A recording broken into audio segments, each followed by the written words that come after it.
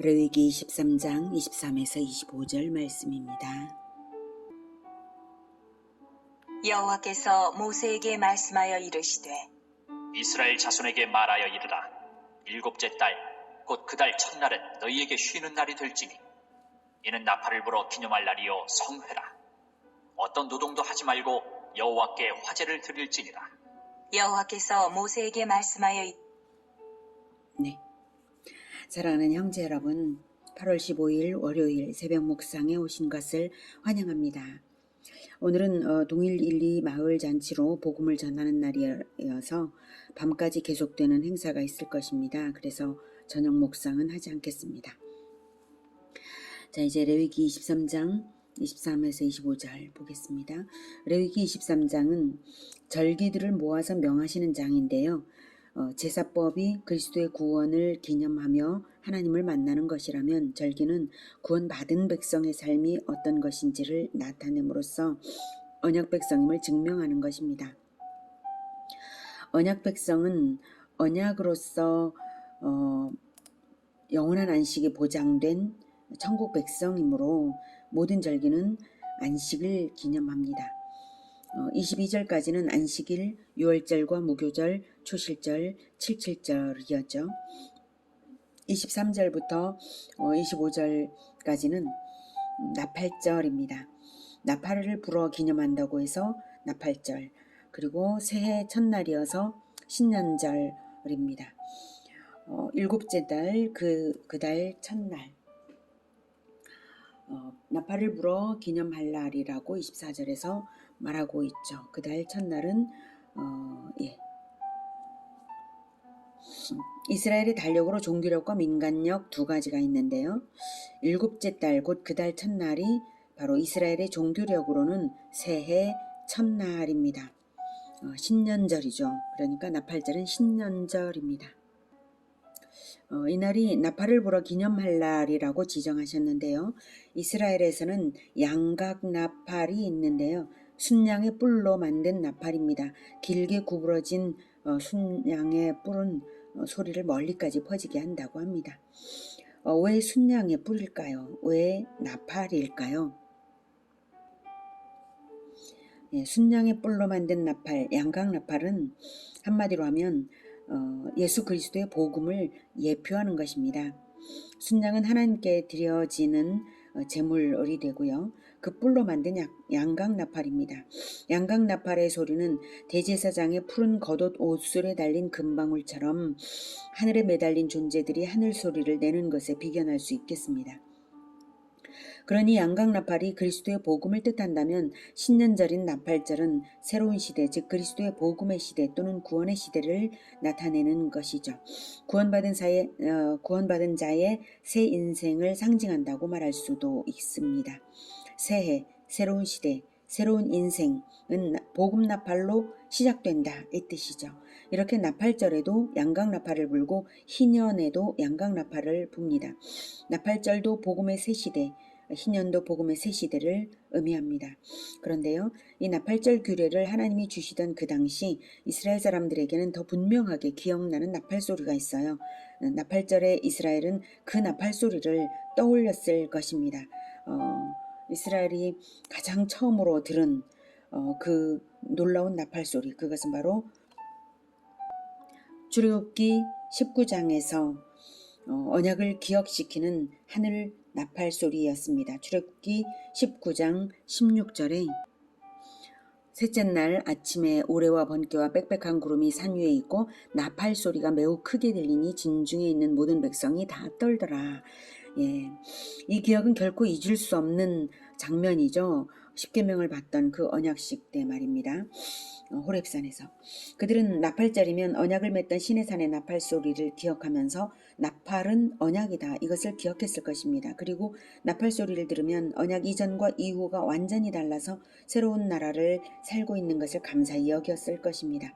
언약 이전은 애굽의 노예였고 언약 이후는 제사장 나라가 되었죠. 천지 차이로 신분 상승된 것입니다. 그때 그 나팔 소리는 천사들의 나팔 소리였고요. 자, 그런 것처럼 이 완전히 천지 차이로 새로운 시대를 살고 있는 것처럼 예수님의 나팔 소리를 듣고 예수님과 언약 관계가 되는 사람들은 천지 차이로 신분이 달라집니다. 죄인에서 하나님의 자녀로 달라집니다. 예수님이 언제 나팔을 부셨냐고요? 공생애를 시작할 때부터 복음을 널리 전파하신 것이 바로 복음 나팔입니다. 누가복음 4장 17에서 21절에서는 예수께서 그 자라나신 곳 나사렛에 이르사 안식일에 늘 하시던 대로 회당에 들어가사 성경을 읽으려고 서심해 선지자 이사야의 글을 들이거늘 책을 펴서 이렇게 기록된 데를 찾으시니 곧 주의 성령이 내게 임하셨으니 이는 가난한 자에게 복음을 전하게 하시려고 내게 기름을 부으시고 나를 보내사 포로된 자에게 자유를 눈먼 자에게 다시 보게 함을 전파하며 눌린 자를 자유롭게 하고 주의 은혜의 해를 전파하게 하려 하심이라 하였더라. 책을 덮어 그 맡은 자에게 주시고 앉으시니 회당에 있는 자들이 다 주목하여 보더라. 이에 예수께서 그들에게 말씀하시되 이 글이 오늘 너희 귀에 응하였느니라. 하시니 그들이 네.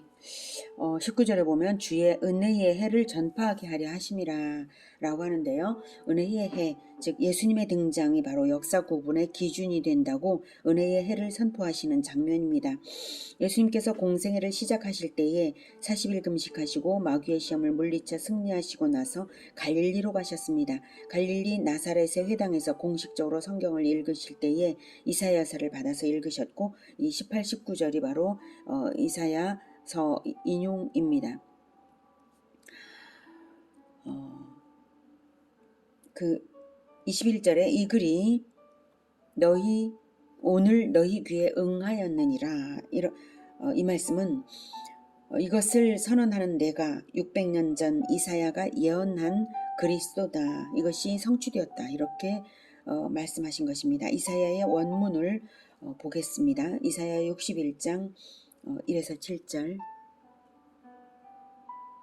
61장 주 여호와의 영이 내게 내리셨으니 이는 여호와께서 내게 기름을 부으사 가난한 자에게 아름다운 소식을 전하게 하려 하심이라. 나를 보내사 마음이 상한 자를 고치며 포로된 자에게 자유를 갇힌 자에게 노임을 선포하며 여호와의 은혜의 해와 우리 하나님의 보복의 날을 선포하여 모든 슬픈 자를 위로하되 무릇 시온에서 슬퍼하는 자에게 화관을 주어 그 죄를 대신하며 기쁨의 기름으로 그 슬픔을 대신하며 찬송의 옷으로 그 근심을 대신하시고 그들이 의의 나무 곧 여호와께서 심으신 그 영광을 나타낼 자라 일컬음을 받게 하려 하심이라. 그들은 오래 황폐하였던 곳을 다시 쌓을 것이며 옛부터 무너진 곳을 다시 일으킬 것이며 황폐한 성읍 곧 대대로 무너져 있던 것들을 중수할 것이며 외인은 서서 너희 양떼를 칠 것이요 이방 사람은 너희 농부와 포도원 지기가 될 것이나 오직 너희는 여호와의 제사장이라 일컬음을 받을 것이라.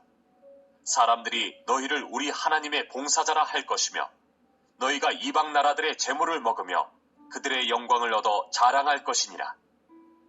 너희가 수치 대신에 보상을 배나 얻으며 능욕 대신에 몫으로 말미암아 즐거워할 것이라. 그리하여 그들의 땅에서 갑절이나 얻고 영원한 기쁨이 있으리라. 네. 2절에 여호와의 은혜의 해와 우리 하나님의 보복의 날을 선포하여 라고 나오고 있죠.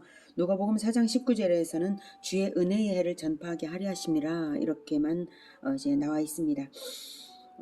이 은혜의 해와 보복의 날은 모순되지 않은가, 은혜가 보복과 모순되지 않은가 이렇게 생각할 수 있는데요. 모순되지 않습니다. 그 이유는 은혜는 죄의 종이었던 사람들에게 은혜이고요. 보복은 죄와 마귀에게 보복입니다. 마귀를 멸해야 마귀의 종이었던 사람들이 은혜를 얻는 것이죠. 그러니 같은 의미입니다. 그리스도의 사역은 구원과 심판 둘 다 이루시는데요. 죄의 종이었던 사람들에게는 구원이요, 마귀와 마귀의 졸개들에게는 심판입니다. 초림에서 공생에 사시는 동안은 구원주로서의 사역에 초점이 있었고요. 재림주로 다시 오실 때는 심판주로 오십니다. 예수 그리스도는 구원주 되시면서 심판주 되십니다. 구원주가 되시기 위해서는 반드시 심판주 되셔야 구원이 완성되는 것입니다. 그런데 왜 은혜의 해냐 하면 바로 희년을 선포한다는 말입니다. 희년은 이스라엘에서 50년마다 돌아오는 안식의 해입니다. 희년이 시작되는 때에는 양강나팔, 수양의 뿔나팔이라고 했죠. 양강나팔을 전국에서 불었습니다. 그리고 이 희년은 노예들도 풀어주고 아주 좋은 일들을 많이 합니다. 그러므로 희년도 나팔절도 다 예수님의 복음의 시대를 예표한 것입니다. 복음서들은 예수님이 복음 선포를 널리 반복적으로 계속해서 하셨음을 나타냅니다. 마가복음 1장 15절에서는 이르시되 때가 찼고 하나님의 나라가 가까이 왔으니 회개하고 복음을 믿으라 하시더라. 때가 찼다 하는 말은 구약의 언약이 이루어질 때가 이제 드디어 되어서 예수님이 오셨다는 뜻입니다. 하나님의 나라가 가까이 왔다라는 말은 예수님이 이제 천국 건국을 이제 시작하셨다는 뜻이고요. 완성은 재림 때 될 것입니다. 건국을 선포하신 것입니다. 그래서 회개하라 하는 말은 마귀의 나라에서 그리스도의 나라로 소속을 바꾸라는 뜻이고요. 복음을 믿으라는 말은 그리스도의 대속으로 죄사함을 받고 영생을 얻는 것이 구약시대 내내 예언되고 표되던 그것이 이제 드디어 그리스도가 왔으니 이루어지는 것이니 이 기쁜 소식을 믿으라. 믿고 회개하여서 그리스도의 소속이 되라 라는 것입니다. 구원의 복음 나팔은 그렇게 시작이 되었고요. 지금도 예수 제자들을 통해서 부러지고 있습니다. 이제 남은 일은 마지막 나팔 소리입니다. 마태복음 24장 31절에 그가 큰 나팔 소리와 함께 천사들을 보내리니 그들이 그의 택하신 자들을 하늘 이 끝에서 저 끝까지 사방에서 모으리라. 이렇게 예수님의 재림 때에 하늘 나팔 소리가 나고 믿는 자들이 부르심을 받아서 주님 앞에 모입니다. 이때는 마지막 나팔이고 부활체로 변화되어서 모일 것을 고린도전서 15장 51, 52절에서 말하고 있습니다. 보라 내가 너희에게 비밀을 말하노니 우리가 다 잠잘 것이 아니요 마지막 나팔에 순식간에 호련히 다 변화되리니 나팔 소리가 나매 죽은 자들이 썩지 아니할 것으로 다시 살아나고 우리도 변화되리라. 잠잘 것이 아니오는 죽지 않고 살아서 재림을 맞이할 사람들도 있다는 것이고요. 부활의 순서는 먼저 세상을 떠난 사람들부터 되고 현 세상에 남아있는 자들이 그 다음에 되는 것입니다. 잠잘 것이 이렇게 나팔은 나팔절, 희년, 그리고 부활 때 예수님의 복음 모두 다 나팔 불기 이전의 낡은 시대와 나팔 불기 이후의 새 시대로 완전히 대별됩니다. 자, 이제 나팔에 관한 가장 드라마틱한 사건 하나를 보겠습니다. 이것은 일종의 사건 비유입니다. 일주일 동안 벌어진 사건인데요. 그 일주일은 전체 역사를 예표하는 시간입니다. 바로 여리고성 함락 사건입니다. 레위기 율법을 수여하신 지 38년이 지난 후에 모세의 후계자 여호수아가 이스라엘을 이끌고 드디어 가나안 정복 전쟁을 시작하는데요. 첫 타겟은 여리고성이었습니다. 첫 성이니까 너무 중요하죠. 그런데 이 여리고성은 아주 철옹성이었어요. 고고학 발굴 자료에 의하면 여리고성은 두 겹으로 되었고요. 내성과 외성 사이 공간은 4.6m, 높이가 9.2m, 바깥성의 두께가 1.8m, 안쪽 성의 두께는 더 두꺼워서 성벽 위에 집들까지도 지어 있을 정도였습니다. 라합의 집이 이 성벽 위에 있었습니다. 그러니 못해도 안쪽 성의 두께는 5m는 넘었을 거예요. 철옹성이어도 상상 이상의 철옹성이죠. 이런 성을 넘어갈 수도 없고 무너뜨릴 수도 없고 문을 열 재간도 없는데요. 하나님이 이상한 작전 지시를 주셨습니다. 여호수아 6장 1절부터 6장 이스라엘 자손들로 말미암아 여리고는 굳게 닫혔고 출입하는 자가 없더라. 여호와께서 여호수아에게 이르시되 보라, 내가 여리고와 그 왕과 용사들을 내 손에 넘겨주었으니 너희 모든 군사는 그 성을 둘러 성 주위를 매일 한 번씩 돌되 엿새 동안을 그리하라. 제사장 7은 7 양강 나팔을 잡고 언약궤 앞에서 나아갈 것이요 7째 날에는 그 성을 7번 돌며 그 제사장들은 나팔을 불 것이며 제사장들이 양강 나팔을 길게 불어 그 나팔 소리가 너희에게 들릴 때에는 백성은 다 큰 소리로 외쳐 부를 것이라. 그리하면 그 성벽이 무너져 내리리니 백성은 각기 앞으로 올라갈지니라. 하심에 네, 이렇게 하여서 이제 8절부터 시행된 겁니다. 여호수아가 백성에게 이르기를 마침에 제사장 7은 양각 나팔 7을 잡고 여호와 앞에서 나아가며 나팔을 불고 여호와의 언약궤는 그 뒤를 따르며 그 무장한 자들은 나팔 부는 제사장들 앞에서 행진하며 후군은 궤 뒤를 따르고 제사장들은 나팔을 불며 행진하더라.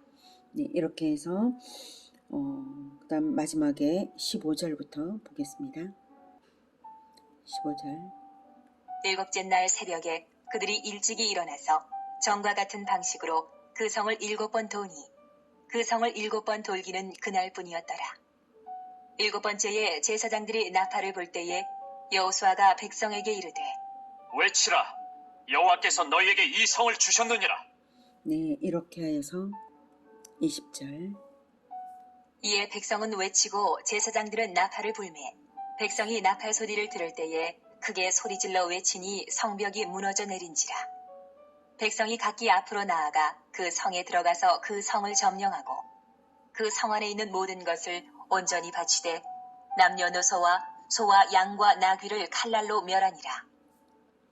네, 이렇게 이루어진 여리고성 함락 사건에 대해서 영국의 고고학자 존 가스탕 발굴단이 여리고성 유적을 발굴해서 연구 결과 여리고성은 지진에 의해서 17번이나 무너져 내렸고요. 내성 일부를 남긴 채 다 파괴되었습니다. 아마도 그 내성 일부에는 라합의 집이 있었던 부분일 거예요. 여리고성 함락 사건은 엄연한 역사적 사실이면서 또한 놀라운 상징을 주는 사건입니다. 하나님이 조성하시지 않고서야 이런 일이 일어날 수도 없고 또 그 사건이 무슨 다른 상징을 줄 수도 없는 일이죠. 하나님은 그 상징을 주시기 위해서 이 사건을 조성하신 것입니다. 먼저 할 것은 구약성경은 실제 사건이면서 또 상징을 주는 것들로 많이 있습니다. 그러면 이 여리고성 함락 사건은 어떻습니까? 이 사건이야말로 여러 가지 상징으로 가득 찬 사건이라는 것을 느낄 것입니다. 이 사건의 메시지를 간단히 정의한다면 오직 복음을 앞세우라. 중단 없이 복음 나팔을 불라. 공동체는 언약을 따라 일심으로 순종하라. 하나님은 단번에 역사의 완전 승리를 주신다. 라는 메시지입니다. 7은 완전수조, 7일간, 즉 역사기간 전체, 창조와 안식의 7일에서 7은 역사기간 전체임을 상징한다고 해석할 수 있습니다. 7제사장이 이것은 전체로서의 복음 나팔수입니다. 언약궤를 앞세우고 언약을 앞세우고요. 여리고성은 완고한 세상입니다. 결코 문을 열지 않는 완고한 세상. 이스라엘은요 언약 공동체인 교회 공동체죠. 그리고 매일 나팔을 불면서 한 바퀴씩 돕니다. 결코 무너져 내리지 않을지라도 그것을 계속했습니다. 그리고 마지막 7번 순회했습니다. 7일째에는 7번 순회. 역사 최후의 복음 부흥이라고 저는 생각을 합니다. 길게 불고 함성을 지르라. 이것은 복음화의 최종 결전을 보여주는 장면입니다. 그리고 성의 무너짐이 있었습니다. 그것은 하나님의 역사였습니다. 최후 승리는 단번에 이렇게 이루어질 것입니다. 이렇게 저는 생각합니다. 구약시대에는 제사장이 제한되어 있었지만 신약 이후 제사제도와 제사장 제도는 폐지되었고 만인 제사장 시대가 열렸습니다. 복음을 전하는 것은 예수님만 하시는 것이 아니라 모든 예수 제자가 하는 것입니다. 7 제사장에게 복음 나팔을 처음부터 계속 불었고 마지막 7일째에 7번 돌 때는 계속 불고 마지막에는 아주 길게 불었던 것입니다. 복음 나팔 불기를 멈추지 않았던 것입니다. 복음을 전하여서 공동체를 이끌어내는 사람이 바로 제사장이고 왕입니다. 베드로전서 2장 9절에서는 너희는 택하신 족속이요 왕같은 제사장들이요 거룩한 나라요 그의 소유가 된 백성이니 이는 너희를 어두운 데서 불러내어 그의 기이한 빛에 들어가게 하신 이의 아름다운 덕을 선포하게 하려 하심이라. 무엇으로 선포하겠습니까? 복음으로 선포하게 하려고 우리를 제사장으로 부르셨다는 것입니다. 어두운 죄악 가운데 불러내어서 예수님의 진리의 빛에 들어오게 하셨으니 예수님의 아름다운 덕을 선포하라는 것입니다. 우리를 복음의 나팔수가 되게 하시기 위해서 우리를 구원하신 것입니다. 우리는 왕같은 제사장들이 되라고 구원하신 것입니다. 이사야 61장 6에서 9절에서도 바로 그것을 구약 성경에서부터 구약 시대 때부터 하나님께서 예정하셨다는 것을 보여주고 있습니다. 6절부터 오직 너희는 여호와의 제사장이라 일컬음을 받을 것이라. 사람들이 너희를 우리 하나님의 봉사자라 할 것이며 너희가 이방 나라들의 재물을 먹으며 그들의 영광을 얻어 자랑할 것이니라. 너희가 수치 대신에 보상을 배나 얻으며 능욕 대신에 몫으로 말미암아 즐거워할 것이라. 그리하여 그들의 땅에서 갑절이나 얻고 영원한 기쁨이 있으리라. 물은 나 여호와는 정의를 사랑하며 불의의 강탈을 미워하여 성실히 그들에게 갚아주고 그들과 영원한 언약을 맺을 것이라. 그들의 자손을 문 나라 가운데에 그들의 후손을 만민 가운데에 알리리니 무릇 이를 보는 자가 그들은 여호와께 복받은 자손이라 인정하리라. 네, 우리들을 향하여서 이렇게 예고하신 말씀이십니다.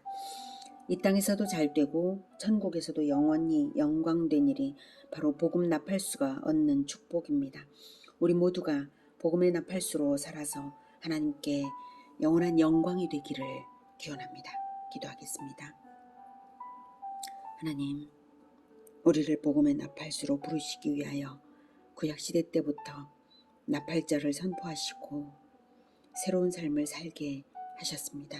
하나님, 우리가 이제 과거의 어리석은 것들을 털어버리고 복음의 나팔수로 오직 하나님을 나타내며 새로운 시대를 살겠습니다. 주님, 우리를 붙들어 새롭게 하시고 새로운 시대에 복음 나팔수가 다 되게 하여 주시옵소서. 예수님의 이름으로 기도드립니다. 아멘. 이어지는 시간은 개인 기도 시간입니다.